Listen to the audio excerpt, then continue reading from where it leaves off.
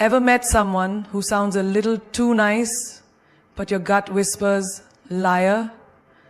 They don't admit lies. They disguise them. And the worst part? They don't just lie with words. They lie with questions. Today, I'm going to expose the 5 dangerous questions liars ask you. And once you know them, you'll never be manipulated again. Because queens don't play chess with pawns. Let's go. Why don't you trust me? Ah, the manipulator's classic, the sentence that comes coated in sweetness but hides venom underneath. It sounds innocent, almost pitiful, like they are the victim. But don't get it twisted. This isn't a real question. It's a tactic. A way to shift the spotlight off their lies and place the blame onto your doubt. You see, in real relationships, whether it's love, friendship, or even professional, trust is never asked for. It's earned.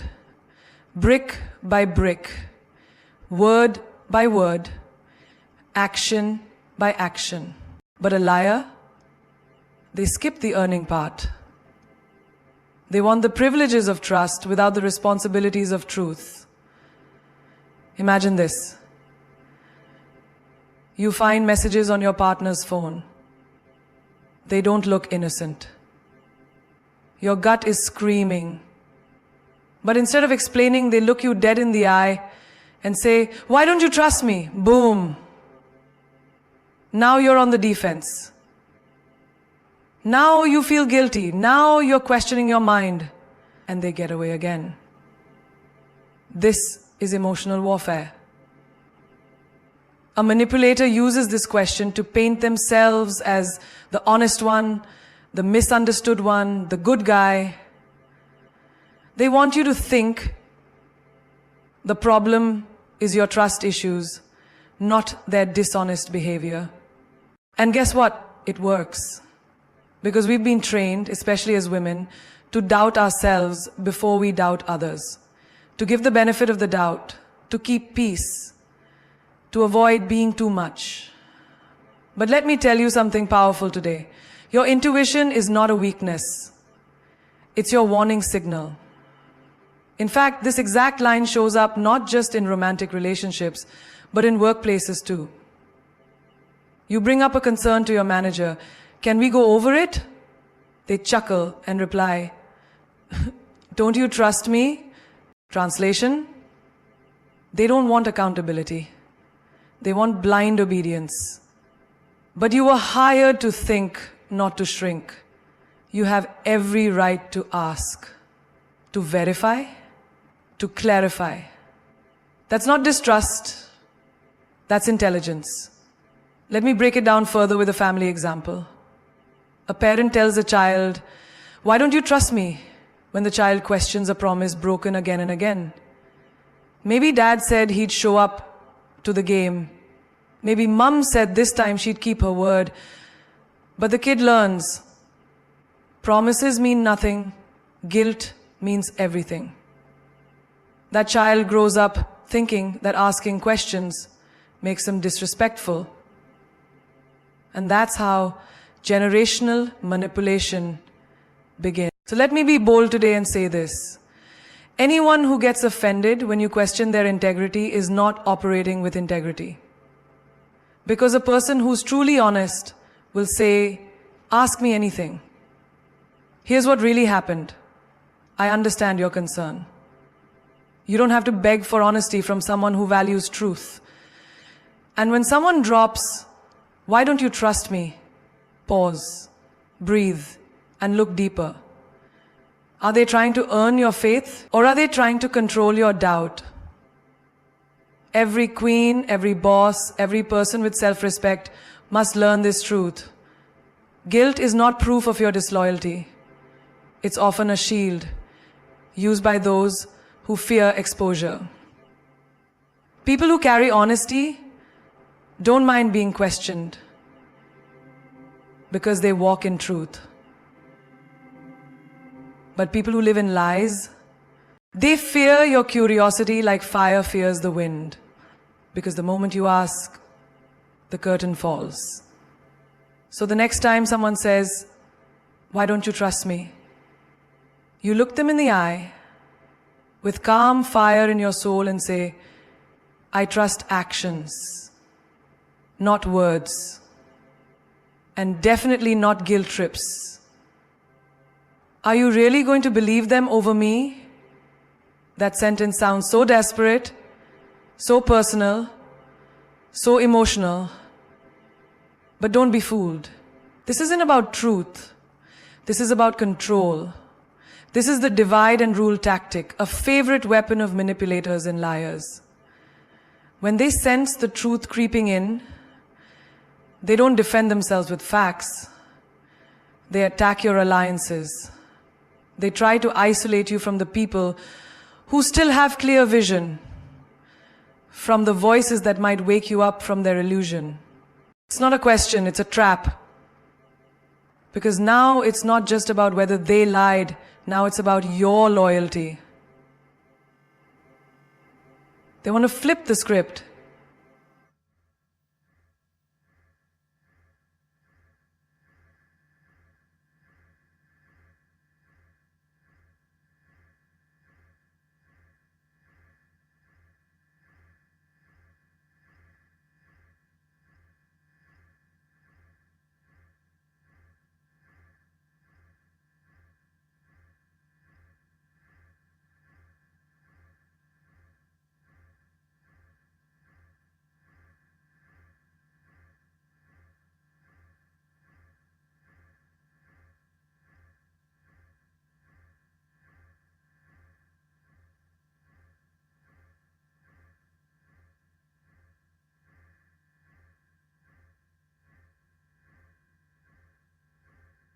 That's not a defense. That's an attack. He's not clearing his name. He's turning you against your ally. Now you're stuck. You don't want to lose your partner, but you also don't want to accuse your friend of lying. So what happens? You freeze. You doubt the person who brought you truth, because the liar made you question loyalty before you could process reality. This is emotional chess, and they're playing with your heart as the board. And this isn't limited to romantic relationships. Let's talk workplace politics. You notice a colleague getting credit for your work. You bring it up to your manager. That colleague finds out, and instead of addressing the issue, they come at you. "Wow, are you seriously going to believe them over me? After all the projects we've done together?" There it is again. The shift. The spotlight is no longer on the issue. It's on you. They don't need to be right. They just need you to question everyone else long enough for them to escape the truth. Even in families, this plays out. You catch a sibling in a lie, but your mother defends them, saying, "You're really going to believe outsiders over your own blood?" And just like that, truth loses to tribe. Reality loses to guilt. And you lose your voice trying to keep peace. But here's the truth that people need to hear. Real loyalty does not require blindness. If someone expects you to turn off your intuition, silence your voice, and disconnect from every person who sees the red flags you're ignoring, that's not loyalty they're asking for. That's control. Loyalty is standing beside someone who is honest, even when the truth is uncomfortable. Manipulation is asking you to defend a lie because the liar wore a familiar face.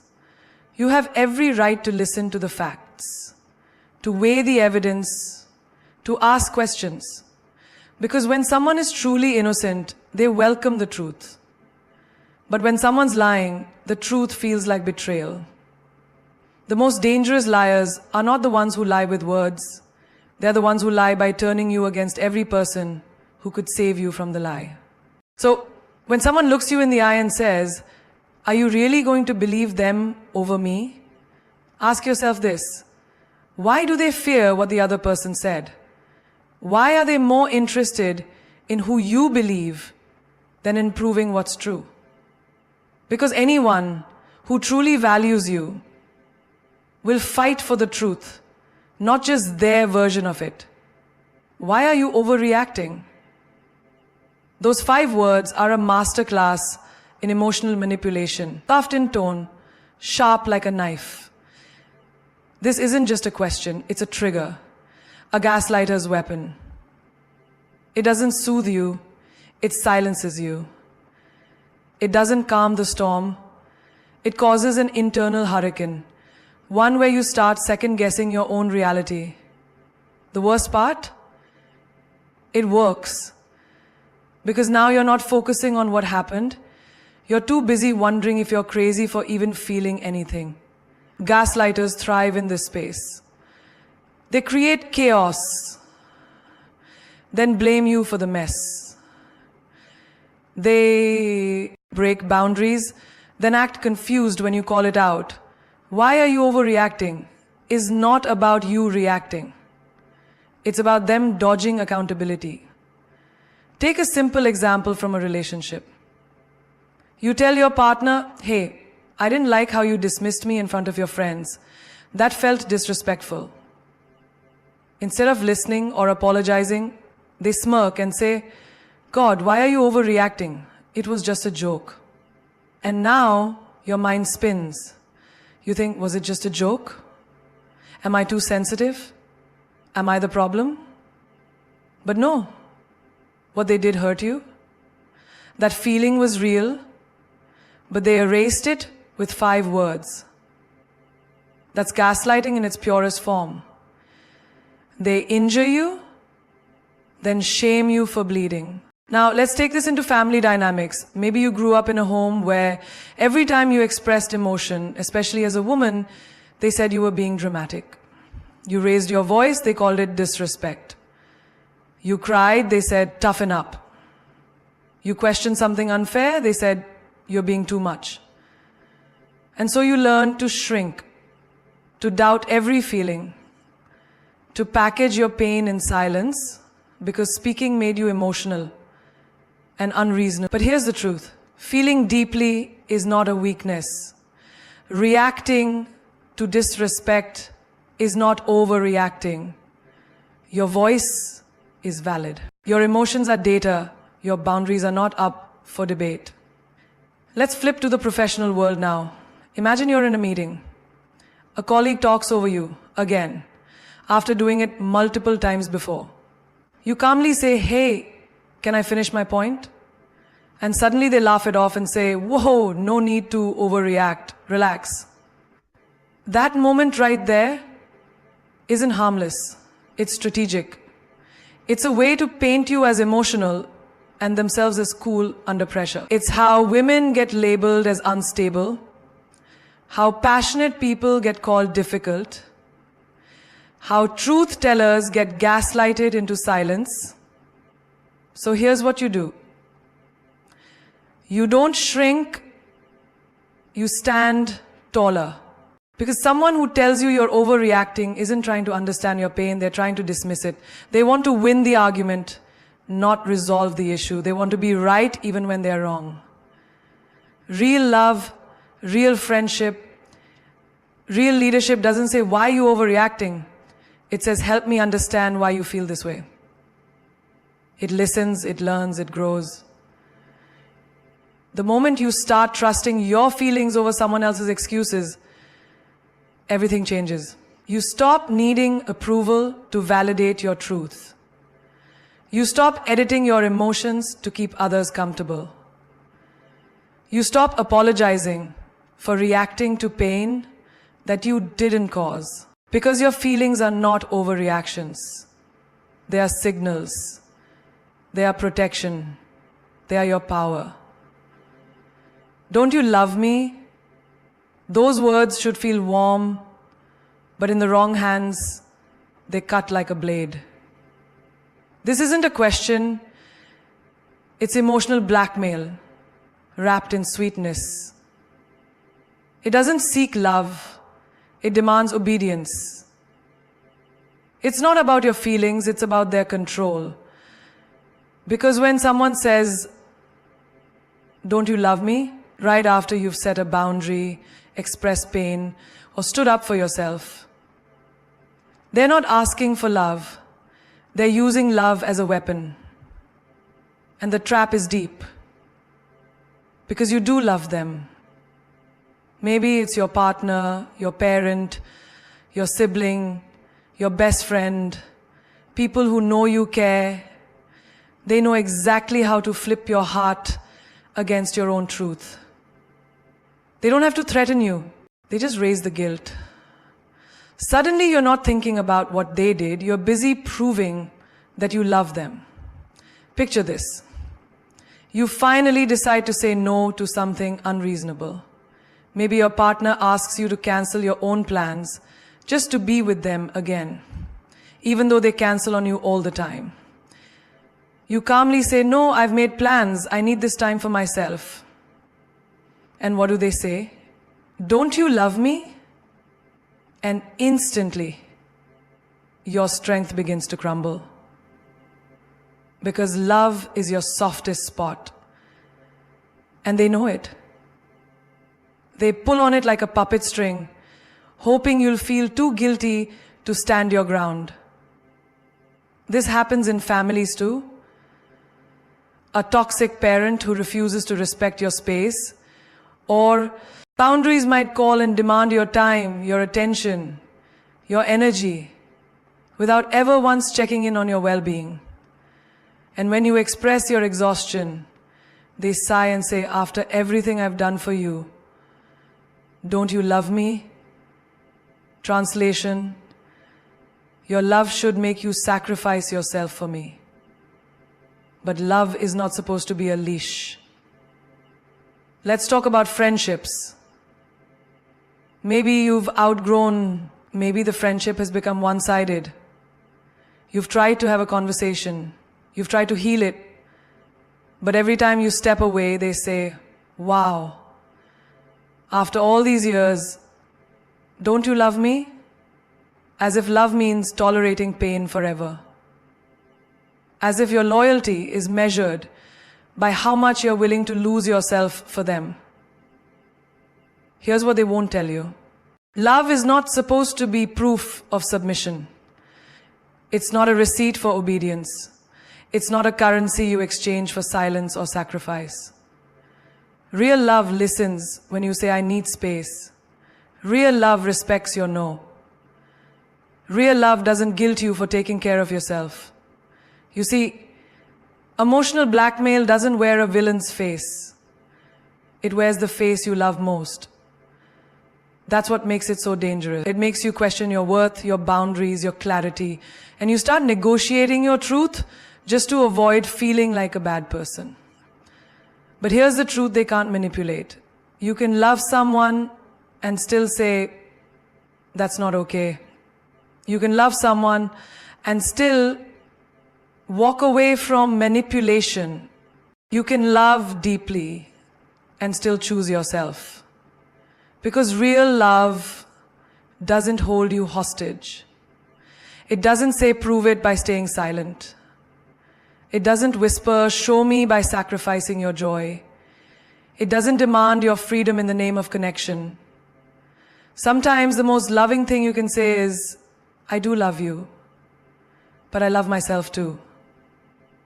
And if that makes someone feel unloved, then what they wanted wasn't love. It was control dressed in affection. It was power disguised as need. It was emotional blackmail wearing the mask of intimacy. Can we talk later? At first glance, it seems harmless, polite, even respectful. But when used repeatedly by someone who owes you clarity, who knows they've hurt you, who sees the storm in your eyes, but still says, "Later." It's not about timing. It's about appearing composed. It's about keeping you waiting in emotional limbo, knowing that the longer they stall, the more your fire burns out. the more your questions soften into silence. This isn't a real pause. It's a power move. Because here's what they're really doing. They're creating space, not to reflect, not to heal, but to escape. To push the conversation far enough that your feelings become easier to dismiss. And if you dare bring it up again later, you'll hear, why are you still holding on to that? I thought we moved past it. Let's look at how this plays out in a romantic relationship. You finally get the courage to confront your partner about something that's been eating at your peace. Maybe they've been cold. Maybe there are lies you've noticed. You say, we need to talk. They look at you and respond with a casual, can we talk later? I'm just tired. You pause. You want to believe it's about exhaustion. But days pass. Later becomes not now. Not now becomes I forgot. And suddenly, your pain is on mute while they live on loud. This is how manipulation breathes, through delay and deflection.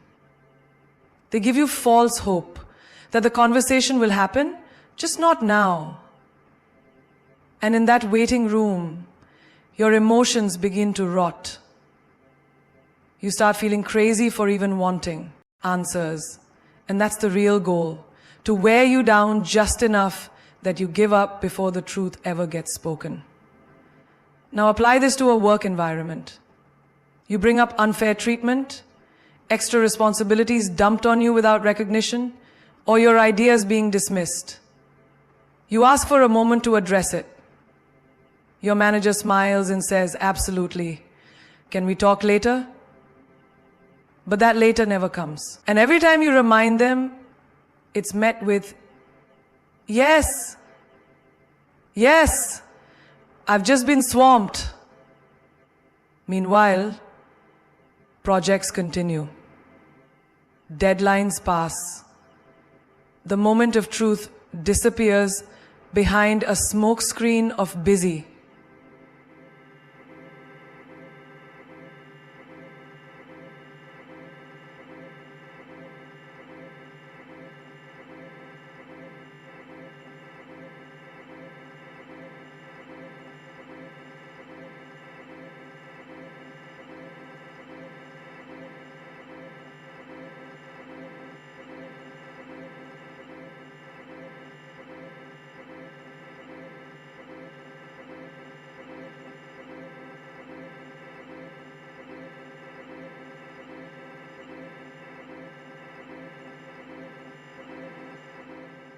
In friendships too, this tactic is alive. You tell a friend, what you said the other day really hurt me.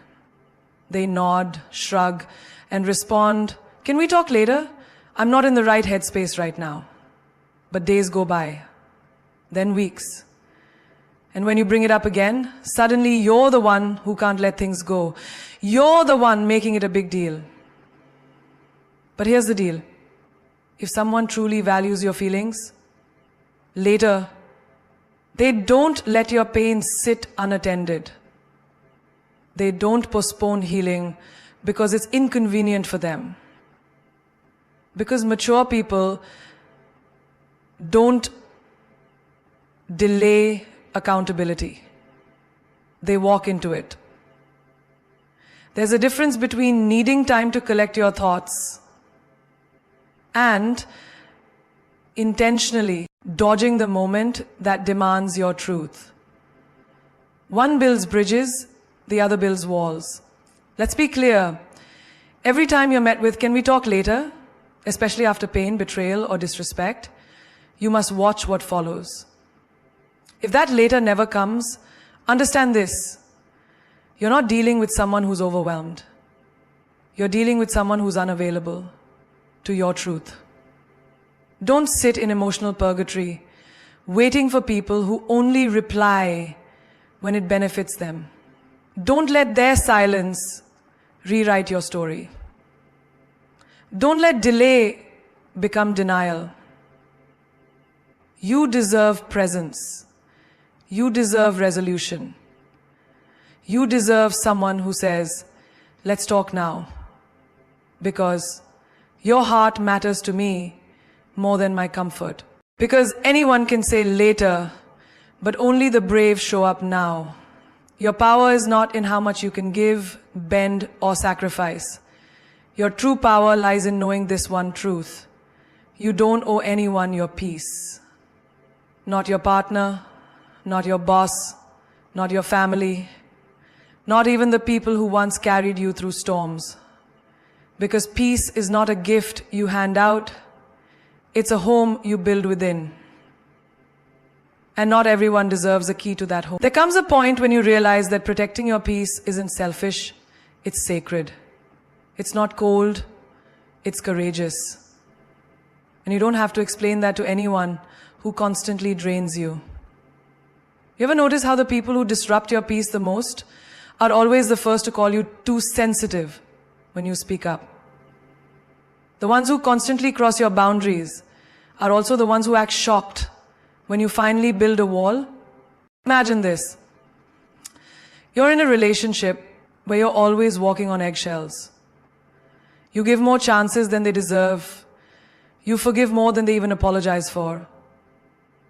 Every argument ends with you saying sorry, even when you're the one in tears. And the day you finally sit in silence instead of pleading for understanding, they say, "You've changed." Yes, you did. You stopped renting out your peace like a cheap motel to people who never stayed to clean up their mess. Or take the workplace. You're constantly overworking, taking calls at midnight, doing more than your role demands, just to prove you're valuable. And yet, one day you ask for a mental health break and your boss raises an eyebrow. "You seemed fine," they say. No, you were functioning through fatigue. You were smiling through burnout. You were bleeding quietly until you weren't. You don't owe that kind of breakdown to anybody. Just because you can handle chaos doesn't mean you should. Just because you're strong doesn't mean you're a dumpster for other people's emotional trash. Some people confuse access with entitlement. They think because they've known you for years, they're allowed to dump their negativity on you, guilt you, or interrupt your healing. But time doesn't equal rights. Length of relationship doesn't mean they own a part of your soul. History doesn't give them a license to hurt you repeatedly. And when you finally start protecting your energy, standing tall in your no, choosing silence over drama, distance over dysfunction, they say you're being rude, detached, even arrogant. But no one notices the years you were breaking inside just to keep others comfortable. That's what society doesn't teach you. Being at peace will often look like rebellion to those who fed on your chaos. Your peace is not an inconvenience. It is not too much. It is not negotiable. You are allowed to hang up the phone on toxicity. You are allowed to decline invitations to arguments you didn't RSVP for. You are allowed to say, "I love you, but I love myself more." You are allowed to leave tables where your soul isn't fed. You don't owe explanations for protecting your mental space. You don't owe apologies for growing out of people's reach. You don't owe anyone the version of you that never said no. This world will keep taking until you stop giving. It will drain your spirit in the name of being nice. But nice isn't the goal. Peace is. Because when you stop defending your right to peace and start owning it, you become dangerous in the best way. You become untouchable by gossip, unshaken by rejection, unmoved by manipulation. There is nothing more powerful than a person who refuses to hand their peace to chaos, no matter who brings it. So now you know. Their words were never just questions, they were weapons. Dressed in politeness, wrapped in love, but sharpened with intention. Why don't you trust me? Are you really going to believe them over me? Why are you overreacting? Don't you love me? Can we talk later? These weren't just conversations. They were traps. And the moment you saw through them, everything began to shift. Because here's the truth they don't want you to know. The moment you stop explaining yourself to people who are committed to misunderstanding you, you rise. The moment you stop chasing closure from those who benefit from your confusion, you evolve. The moment you take your peace back, piece by piece, from every hand that tried to hold it hostage, you begin to reign. You are not here to be someone's emotional punching bag, someone's guilt receptacle, someone's midnight convenience or silence puppet. You were not born to shrink in the presence of people who only clap when you're bleeding for them. You are not hard to love. You are hard to manipulate. And that's why they try to convince you that love must come with confusion, with guilt, with sacrifice that only flows one way. But love that is real doesn't gaslight. It doesn't delay truth. It doesn't divide you from those who protect your peace. It doesn't use love as a leash. And it damn sure doesn't make you question your sanity. Let them call you cold for walking away. Let them say you've changed. Let them gossip about the version of you they can no longer access. Because peace looks like pride to people who never knew how to treat you with respect. You don't owe loyalty to someone who feeds on your self-doubt. You don't owe one more chance to someone who broke you on repeat. You don't owe softness to someone who only shows up when it benefits them. You owe you something. Your peace, your clarity, your truth. They asked, "Why don't you trust me?" Answer, "Because I finally trust myself." They asked, "Why are you overreacting?" Answer, "Because underreacting nearly destroyed me." They asked, "Don't you love me?" They asked, "Don't you love me?" You wrote me. You wrote me. You wrote me. You wrote me. You wrote me. You wrote me. They asked, "Don't you love me?" Answer, "Yes, but not at the cost of abandoning myself." They said, "Can we talk later?" Answer, "No. The time for lies has expired. My silence now speaks volumes." They begged, "Are you really going to believe them over me?" Answer, "I believe patterns, and yours have been loud long before I listened to anyone else. This is your power now, the unapologetic audacity to choose peace over pressure, growth over guilt, truth over ties. You were never crazy, you were conditioned. You were never too much, you were too aware. You were never overreacting, you were finally responding." So to every soul listening to this, let me say this as loud as the pain once echoed inside you. You are not here to fix what you didn't break. You are not here to carry what you didn't drop. And you are not here to make excuses for people who keep proving they don't deserve you. The moment you feel like you have to prove your worth to someone is the moment you walk away. People don't abandon the people they love. They abandon the people they were using. You were born to be real, not perfect. To be loved, not manipulated. To be heard, not silenced. Sometimes walking away has nothing to do with weakness and everything to do with strength. You are not healing to be softer for others. You are healing so no one ever gets to break you the same way twice. Let them talk. Let them twist your truth. Let them rewrite their role in your story. But you keep rising.